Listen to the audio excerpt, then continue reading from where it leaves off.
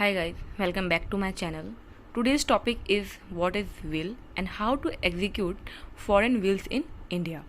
A will is a legal document that a person creates to say what they want to happen to their things like their money, property or belongings after they die.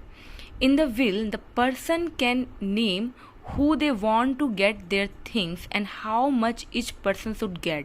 The will can also name someone to be in charge of making sure the things get to the right people and can say other things the person wants to happen after they die.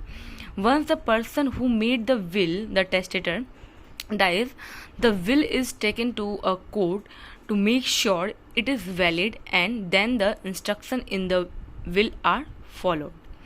The law that governs will in India, the Indian Succession Act 1925, the act lays down the rules and procedure for creating, executing and enforcing wills in India. It defines a will as the legal declaration of the intention of a person with respect to his property which he desired to take effect after his death. Will एक legal document है जिसमें एक person सब कुछ mention करता है कि उसके मरने के बाद वो प्रॉपर्टी किसके नाम पे की जाएगी, चाहे प्रॉपर्टी हो या उसका पैसा मनी हो, फिर लाइक उसके ज्वेलरी हो, जो भी है वो किसको ट्रांसफ़र करना चाहता है आफ्टर उसकी डेथ के बाद।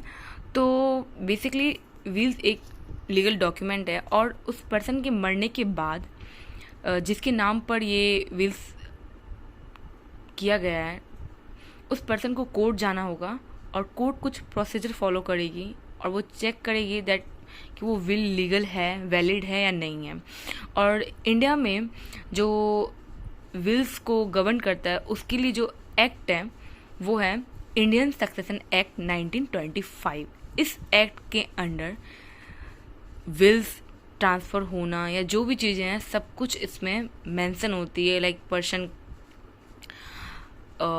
It defines a will as a legal declaration of intention of a person with respect to his property. Basically property का जो भी विल है, आप एक पर्सन अपनी डेथ के बाद किसको ट्रांसफ़र करना चाहता है वो इस एक्ट के अंडर आता है। और सक्सेशन भी लाइक बंटवारा, आपने नाम सुना ही होगा, वो भी इसके अंडर ही आता है। So that's enough for today. Thank you.